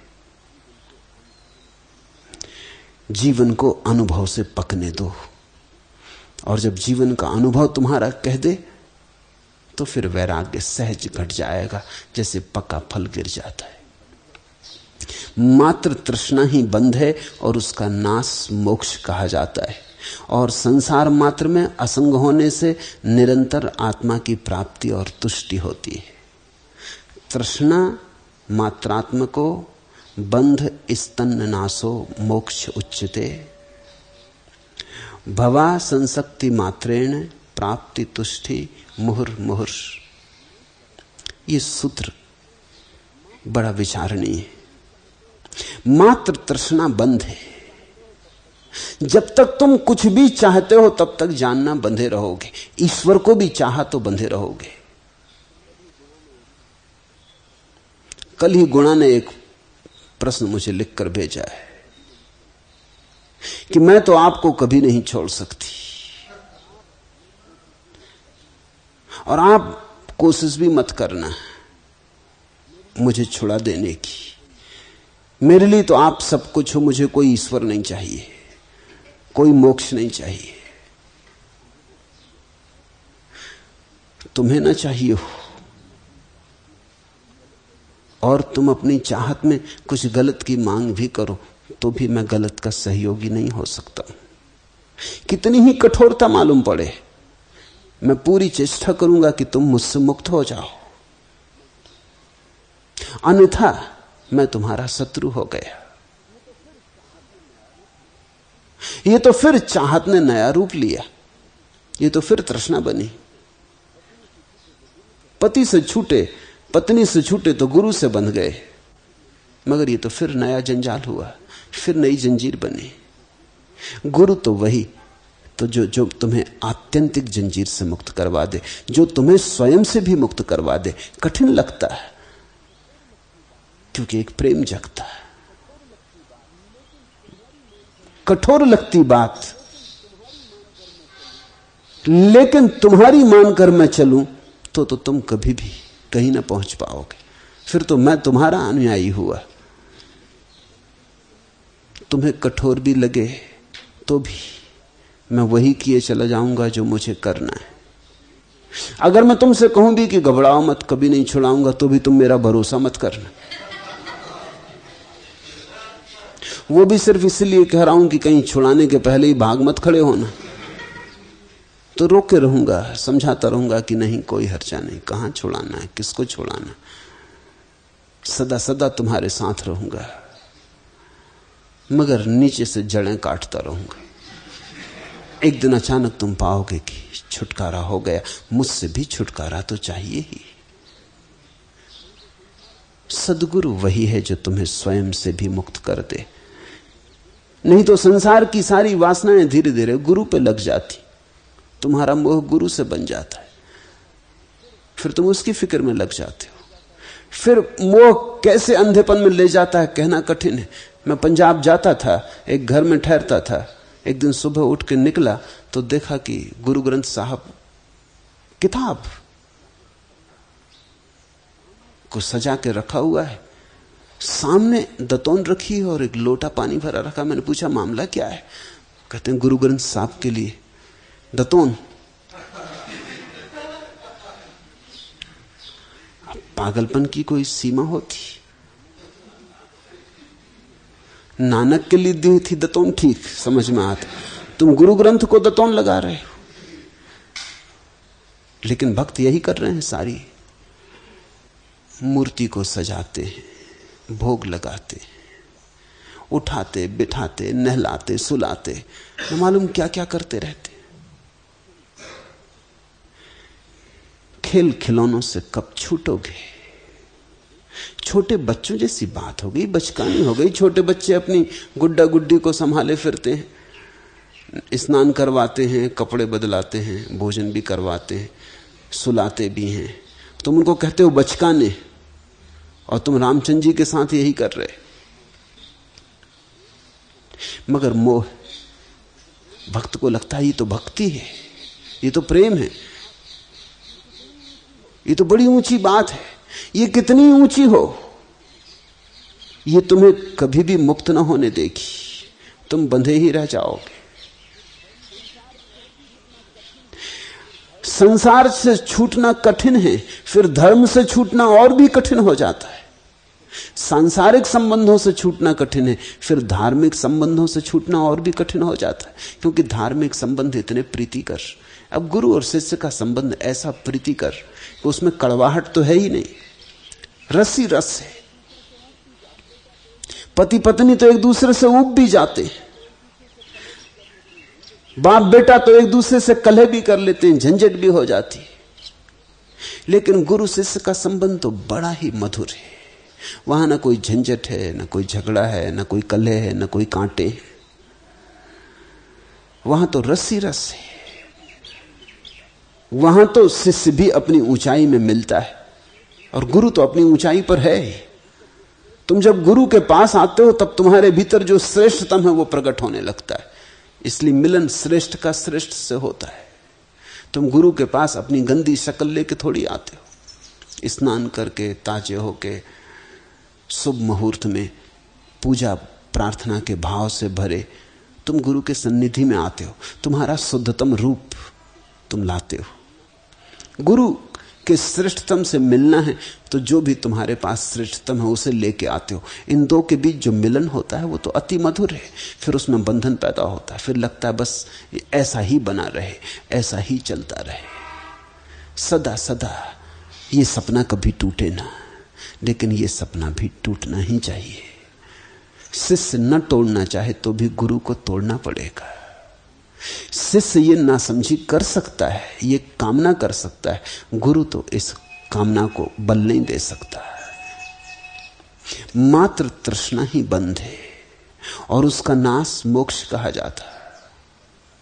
तृष्णा मात्रतकम बंधा तन्नास मोक्षा उच्यते। और जहां तृष्णा गिर गई वही मोक्ष। और संसार मात्र में असंग होने से निरंतर आत्मा की प्राप्ति और तुष्टि होती। भवा संसक्ति मात्रेण मुहु मुहु प्राप्ति तुष्टि। और जैसे जैसे वासना के गिरने की झलकें आती, जैसे वासना गिरी कि तत्क्षण मोक्ष झलका, ऐसा बार बार होगा। मुहु मुहु प्राप्ति होगी, तुष्टि होगी। पहले पहले तो कभी कभी क्षण भर को वासना सरकेगी, लेकिन उतनी ही देर में आकाश खुल जाएगा और सूरज प्रकट हो जाएगा। जैसे किसी ने मुंदे मुंदे आंख जरा सी खोली, फिर बंद कर ली, पुराने आदत बस आंख फिर बंद हो गई, फिर जरा सी खोली, फिर बंद कर ली, फिर धीरे धीरे खोलने के लिए अभ्यस्त हुआ, फिर पूरी आंख खोली और फिर कभी बंद ना की। तो पहले तो बार बार ऐसा होगा। संसार मात्र में असंग होने से बार बार आत्मा की प्राप्ति और तुष्टि होती, बार बार, फिर पुनः पुनः, और रस बार बार बढ़ता जाता, क्योंकि आंख बार बार और भी खुलती जाती। जैसे जैसे सत्य दिखाई पड़ना शुरू होता है, वैसे वैसे असत्य से सारे संबंध टूटने लगते। जैसे ही दिखाई पड़ गया कि आसार आसार है, वैसे ही हाथ से मुट्ठी खुल जाती। जैसे ही देखा सार सार है, वैसे ही सार को हृदय में संजा लेने की, हृदय को मंजूसा बना लेने की सहज प्रवृत्ति हो जाती। तू एक शुद्ध चैतन्य है, संसार जड़ और असत है, वह अविद्या भी असत है, इस पर भी तू क्या जानने की इच्छा करता है। अष्टावक्र कहते हैं यहां जानने को और कुछ भी नहीं। यहां तीन चीजें हैं, आत्मा है, जगत है, और आत्मा और जगत के बीच एक भ्रांत संबंध है, जिसको हम अविद्या कहें, माया कहें, अज्ञान कहें। यहां तीन चीजें हैं, आत्मा, जगत। भीतर है कुछ हमारे चैतन्य मात्र, और बाहर है जड़ता का फैलाव, और दोनों के बीच में एक सेतु है। वो सेतु अगर अविद्या का है तो हम उलझे हैं, वो सेतु अगर तृष्णा का है तो हम बंधन में पड़े हैं, वो सेतु अगर मांग का है, याचना का है, तो हम भिखारी बने और हमें अपनी संपदा का कभी पता न चलेगा।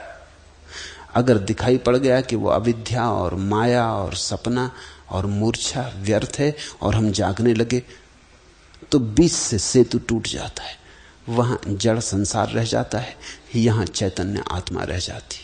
जानने को फिर कुछ और नहीं है।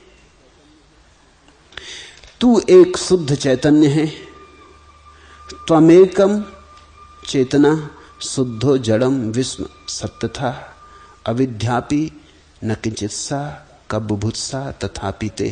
त्वम एका, तू एक, शुद्ध चेतना चैतन्य, विश्वम जड़म चा असत, और विश्व है जड़ स्वप्नवत, तथा सा अविद्या अपि न किंचित। और जैसा ये जड़ जगत असत है, स्वप्नवत है, इससे जो हमने संबंध बनाए हैं स्वभावतः वे संबंध सत्य नहीं हो सकते।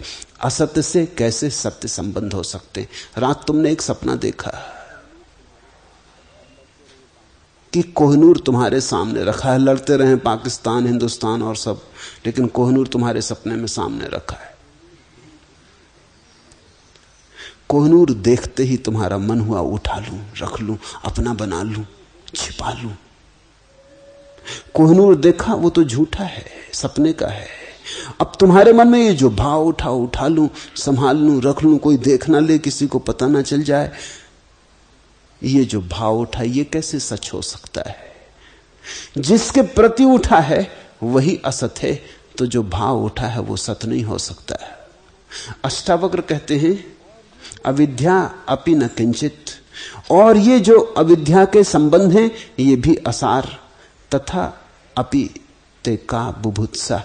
फिर तू और अब क्या जानना चाहता, बस जानना पूरा हो गया, इतना ही जानना है। इति ज्ञानम,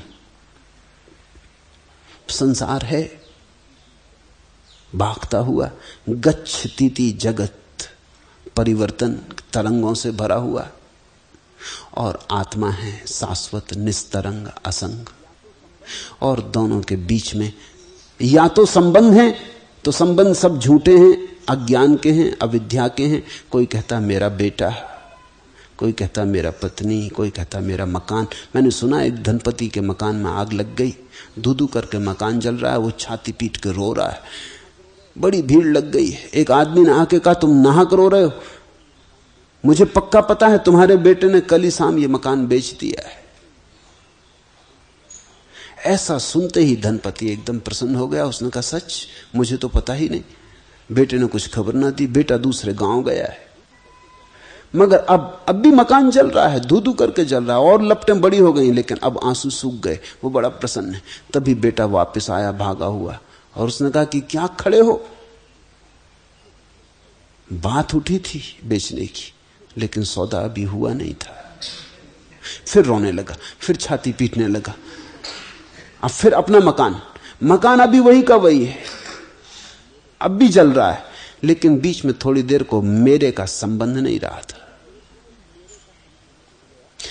थोड़ी देर को भी मेरे का संबंध छूट गया। सब स्थिति वही की वही थी, कुछ फर्क ना पड़ा था। ये आदमी वैसा का वैसा, ये मकान वैसा का वैसा। ये आदमी कोई बुद्ध नहीं हो गया था, ये बिल्कुल वैसे ही का वैसा आदमी। मकान भी जल रहा था, सिर्फ एक संबंध बीच से खो गया था, मेरा। बस उस संबंध के खो जाने से दुख खो गया। फिर संबंध लौट आया, फिर दुख हो गया। तुम जरा गौर करना, तुम्हारा दुख असत के साथ तुम्हारे बनाए हुए संबंधों से पैदा होता है। तुम्हारा सुख असत के साथ तुम्हारे संबंध छूट जाएं, उनसे घटित होता है। तेरे राज्य, पुत्र पुत्रियां, शरीर और सुख जन्म जन्म में नष्ट हुए हैं, यद्यपि तू उनसे आसक्त था। अष्टावक्र कहते हैं लौट के पीछे देख, जो तेरे पास आज है ऐसा कई बार तेरे पास था। ऐसे राज्य कई बार हुए, ऐसी पत्नियां, ऐसे पुत्र कई बार हुए, बहुत बहुत धन कई बार तेरे पास था, और हर बार तू आसक्त था। लेकिन तेरी आसक्ति से कुछ रुका नहीं, आया और गया। आसक्तियों से कहीं सपने ठहरते हैं। राज्यम सुतः कलत्राणि शरीराणि सुखानि चा संसक्त शापी नष्टानि तव जन्मनि जन्मनि। कितने जन्मों से जनक तू ऐसी ही चीजों के बीच में रहा है। हर बार तूने आसक्ति की, हर बार तूने चीजों से मेरा संबंध बनाया, मेरी है, फिर छूट छूट गई। मौत आई और सब संबंध तोड़ गई, सब विच्छिन्न कर गई। अर्थ काम और सुकृत कर्म बहुत हो चुके, इनसे भी संसार रूपी जंगल में मन विश्रांति को नहीं प्राप्त हुआ। सुनो, अर्थ काम सुकृत कर्म बहुत हो चुके, तू सब कर चुका, धन भी खूब कमा चुका, भोग भी खूब कर चुका। ययाति की कथा है उपनिषदों में कि जब वो मरने को हुआ 100 साल का होकर, मौत आई तो वो घबरा गया। उसने कहा ये तो जल्दी आ गई, अभी तो मैं 100 ही साल का हूं, अभी तो मैं भोग भी नहीं पाया। उसके 100 बेटे थे, उसके 100 बेटे थे, सैकड़ों रानियां थी। उसने अपने बेटों से कहा कि ऐसा करो, मेरे बूढ़े बाप के लिए इतना तो करो, तुम में से कोई मर जाए। पुराने दिनों की कहानियां हैं, उन दिनों नियम इतने सख्त ना रहे होंगे। परमात्मा सदैव था। मौत ने भी कहा कि ठीक है, बूढ़ा आदमी छोड़ देते, लेकिन किसी को तो मुझे ले जाना ही होगा, कोई भी राजी हो जाए। मौत ने सोचा कौन राजी होगा। बड़े बेटे तो राजी न हुए, कोई 70 साल के थे, कोई तो 80 साल के हो रहे थे। वो भी जीवन देख चुके थे, अनुभव कर चुके थे, मगर फिर भी रस छूटा न था। छोटा बेटा खड़ा हो गया, उसने कहा कि मुझे ले चलो। वो तो अभी 15-16 साल का ही था। मौत ने कहा ना समझ, तेरे और 99 भाई हैं, वो तो उम्र में बड़े हैं, उनमें से कोई जाता तो समझ में आता। 80 साल के, वो खुद भी तेरे बाप जितने बूढ़े हो रहे हैं, वो नहीं जाते।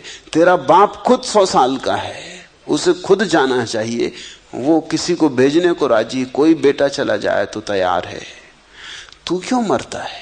उस बेटे ने कहा यही देखकर कि 100 साल के होकर भी पिता को कुछ न मिला, तो 100 साल अगर मैं जी भी लिया तो क्या पाऊंगा?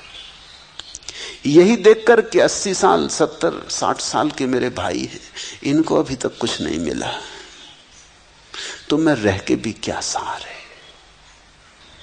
मैं तैयार हूं। बड़ा अभूतपूर्व व्यक्ति रहा होगा वो बेटा। मौत उसे ले गई, राजा 100 साल जिया, उस बेटे की उम्र उसे लग गई। ऐसा कहते हैं कई बार हुआ, 10 बार हुआ। हर बार मौत आई और हर बार ययाति ने कहा अभी तो मैं भोग ही नहीं पाया। फिर किसी बेटे को भेजा, फिर किसी बेटे को भेजा। जब वो 1000 साल का हो गया, मौत फिर आई। फिर ययाति को भी शर्म लगी। उसने कहा कि क्षमा करो। अब तो एक बात समझ में आ गई कि 1000 साल क्या 1 करोड़ साल भी जीऊं तो भी कुछ नहीं होगा, कुछ यहां होता ही नहीं। समय का कोई सवाल नहीं है, वासना भरती ही नहीं, दुष्पूर है। अष्टावक्र कहते जनक को, अर्थ काम सब तू कर चुका, और ऐसा ही नहीं, सुकृत कर्म भी बहुत हो चुके, शुभ कर्म भी तू बहुत कर चुका, पुण्य भी खूब कर चुका है, उनसे भी कुछ भी नहीं हुआ। इनसे भी संसार रूपी जंगल में मन विश्रांति को प्राप्त नहीं हुआ। न तो बुरे कर्म से विश्रांति मिलती, न अच्छे कर्म से विश्रांति मिलती। कर्म से विश्रांति मिलती ही नहीं, अकर्म से मिलती है। क्योंकि कर्म का तो अर्थ ही है अभी गति जारी है, भाग दौड़ जारी, आपाधापी जारी है। अकर्म का अर्थ है बैठ गए, शांत हो गए, विराम में आ गए, पूर्ण विराम लगा दिया। अब सिर्फ साक्षी रहे, करता ना रहे।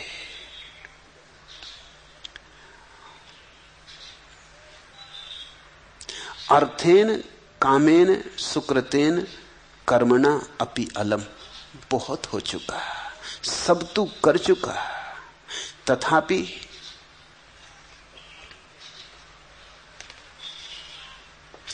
संसार कांतारे मना न विश्रांतम अभूत।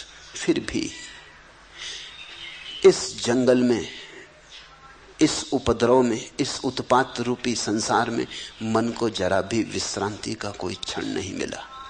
तो अब जाग, अब करने से जाग। कितने जन्मों तक तूने क्या शरीर मन और वाणी से दुखपूर्ण और श्रमपूर्ण कर्म नहीं किए, अब तो उपराम कर, अब विश्रांति कर। जिसको ज़ेन फकीर ज़ाज़ेन कहते हैं।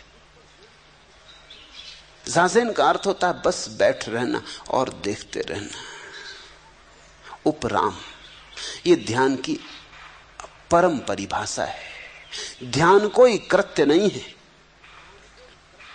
ध्यान का तुम्हारे करने से कुछ संबंध नहीं है। ध्यान का अर्थ है साक्षी भाव, जो हो रहा है उसे चुपचाप देखना, बिना किसी लगाव के, बिना किसी विरोध के, बिना किसी पक्षपात के, न इस तरफ न उस तरफ, निष्पक्ष, उदासीन, बस चुपचाप देखना।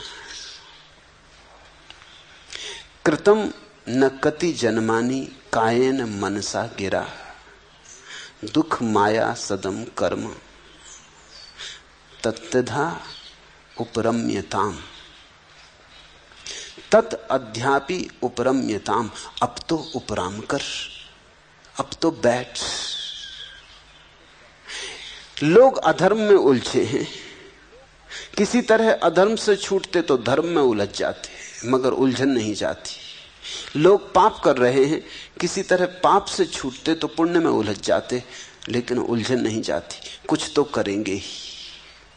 अगर गाली बक रहे हैं, किसी तरह उनको समझा बुझा के राजी करो, मत बको, तो वो कहते हैं अब हम जाप करेंगे, भजन करेंगे, मगर उपद्रव तो जारी रखेंगे। तुमने देखा लोग लाउड स्पीकर लगा के अखंड कीर्तन करने लगते। कीर्तन को कीर्तन कहते। अब अखंड कीर्तन तुम कर रहे हो, पूरे मोहल्ले को सोने नहीं देते। बच्चों की परीक्षा है, उनकी परीक्षा की क्या होगी गति तुम्हें मतलब नहीं, तुम धार्मिक कार्य कर रहे हो। ये किस तरह के धार्मिक लोग हैं? ये किसी से पूछने भी नहीं जाते, इन पे कोई रोक भी नहीं लगा सकता, क्योंकि धार्मिक काम कर रहे हैं। अगर कोई आदमी माइक लगा के रात भर अनर्गल बके तो पुलिस पकड़ ले जाए, लेकिन वो कीर्तन कर रहा है या सत्यनारायण की कथा कर रहा है तो कोई पुलिस भी पकड़ नहीं ले जा सकती। धार्मिक होने की तो स्वतंत्रता है और धार्मिक कृत्य की स्वतंत्रता है, मगर ये आदमी वही का वही है। ये चिल्लपों में इसका भरोसा है। मेरे पास लोग आते हैं, वो कहते हैं कि आप कहते हैं बस शांत बैठ के ध्यान कर लें, मगर कुछ तो सहारा चाहिए, कुछ आलंबन दे दें, राम राम बता दें, कोई भी मंत्र दे दें, कान फूंक दें, कुछ तो दे दें तो हम कुछ करें। अब उनको अगर राम राम दे दो तो वो राम राम करने को तैयार है, मगर बकवास जारी रही। पहले कुछ और बक रहे थे भीतर, हजार चीजें बक रहे थे, अब सब बकवास उन्होंने एक तरफ लगा दी, अब राम राम बकने लगे, मगर चुप होने को राजी नहीं, सिर्फ देखने को राजी नहीं। देखना बड़ा कठिन, साक्षी होना बड़ा कठिन। साक्षी ही ध्यान है। बैठ जाओ, मन चले चलने दो। तुम हो कौन बाधा डालने वाले? तुमसे पूछा किसने? तुमसे पूछ के तो मन शुरू नहीं हुआ, तुमसे पूछ के बंद भी होने की कोई जरूरत नहीं है। तुम हो कौन? जैसे राह पर कारें चल रही, रिक्शे दौड़ रहे, भोंपू बज रहे, आकाश में हवाई जहाज उड़ रहे, पक्षी गुनगुना रहे, बच्चे रो रहे, कुत्ते भौंक रहे, ऐसे तुम्हारे भीतर मन का भी ट्रैफिक है, चल रहा, चलने दो, तुम बैठे रहो। उदासीन का यही अर्थ। उदासीन ठीक ठीक झाजेन जैसा अर्थ रखता है। बस बैठ गए, जमा ली आसन भीतर, हो गए आसीन भीतर, बैठ गए, देखने लगे, जो चलता चलने दो। बुरा विचार आए तो बुरा मत कहो, क्योंकि बुरा कहा कि तुम डमाडोल हो गए, बुरा कहा कि तुम्हारा मन हुआ कि ना आता तो अच्छा था, आ गया, तुम विचलित हो गए। अच्छा विचार आ जाए तो भी पीठ मत थपथपाने लगना कि गजब, बड़ा अच्छा विचार आया। इतना तुमने कहा कि आसीन न रहे, तुम उखड़ गया आसन, तुम डमाडोल हो गए, तुम्हारी स्थिरता खो गई, कुंडलनी जगने लगे तो परेशान मत होना कि उठने लगी कुंडली। अब बस सिद्ध पुरुष होने में ज्यादा देर नहीं है। प्रकाश दिखाई पड़ने लगे तो विचलित मत हो जाना। ये सब मन के ही खेल हैं। बड़े बड़े खेल मन खेलता है। बड़े दूर के दृश्य दिखाई देने लगेगा कि महिला, कोई 80 वर्ष बूढ़ी महिला मेरे पास आई, वो कहने लगी कि बड़ा गजब अनुभव हो रहा है। क्या अनुभव हो रहा है? जब मैं बैठती हूँ तो ऐसे ऐसे जंगल दिखाई पड़ते जिनको कभी नहीं देखा, मगर जिनको देख के भी क्या करोगे, जंगल ही दिखाई पड़ रहे हैं ना।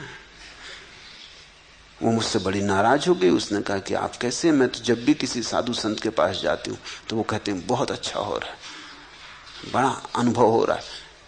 अध्यात्म अनुभव नहीं है, और जब तक अनुभव होता रहे तब तक अध्यात्म नहीं है। अनुभव का तो अर्थ ही है तुम अभी भी अनुभोक्ता बने हो, अभी भी भोगी हो। बाहर का नहीं भोग रहे, भीतर का भोग रहे हो, लेकिन भोग जारी है। किसी की कुंडलनी उठ रही, किसी को पीठ में सुरसुरी मालूम होने लगी, और वो भी सुन लिया है, पढ़ लिया है शास्त्रों में कि ऐसा होगा, तो बैठे बैठे खोज रहे हैं कि हो सुरसुरी। अब तुम खोजते रहोगे तो हो जाएगी। तुम कल्पित कर लोगे, तुम मान लोगे, हो जाएगी। और जब हो जाएगी तो तुम बड़े प्रफुल्लित होने लगोगे। तुम प्रफुल्लित होने लगे कि गए, चूक गए, फिर ध्यान चूका।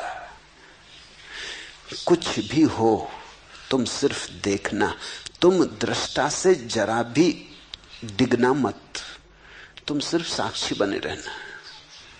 तुम कहना ठीक गलत जो भी हो हम देखते रहेंगे।